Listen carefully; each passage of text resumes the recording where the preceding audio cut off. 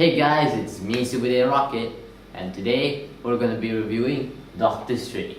So let's get into it.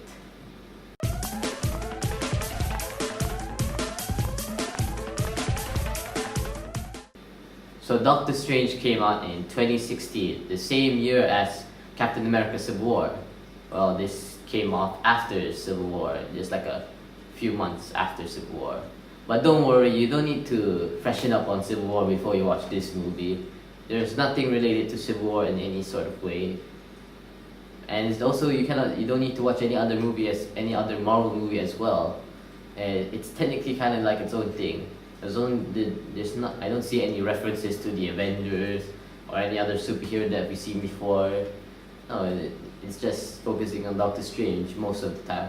So the only references I've seen is the Infinity Stone, of course, and of course the end credit scene with Thor. And that's pretty much it. You don't really need to watch.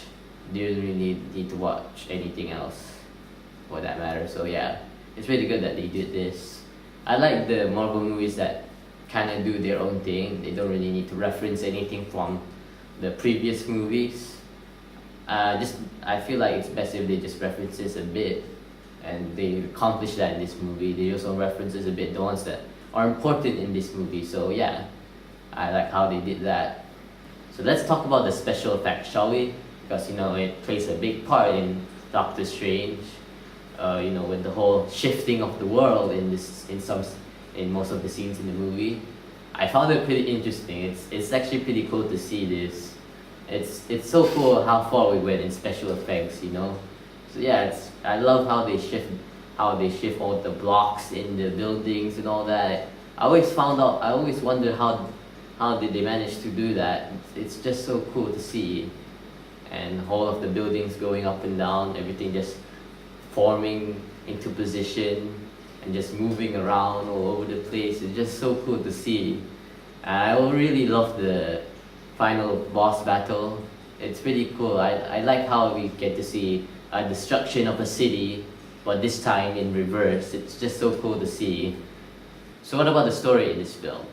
Well, I feel like it has the same strategy as the Avengers and Guardians of the Galaxy.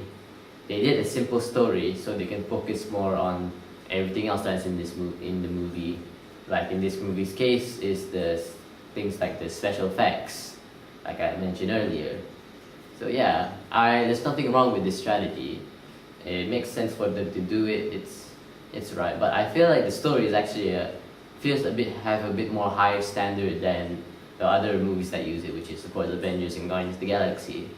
So yeah, I feel like it's the same strategy, but the story is a bit more of a higher standard here. I feel that you can see it a lot easier in this movie, and yeah, it's really easy to see it. So yeah, I like how they did the strategy in this film. They kind of technically improved this strategy that they have. So yeah, pretty good that they did that.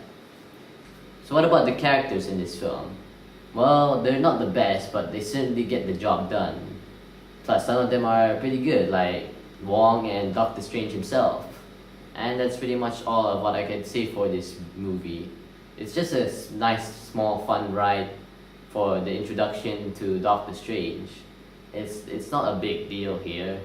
It's nothing so massive that you have to watch it, and there's a lot of stuff that you have to go into. It's just a nice, fun ride to introduce Doctor Strange. And that's pretty much it. So with that said, alright guys, thank you for watching this video. I hope you enjoyed it. So next up on the marathon, we're gonna finish this off with Thor Ragnarok. I'll see you guys again soon. Until then, rock it on!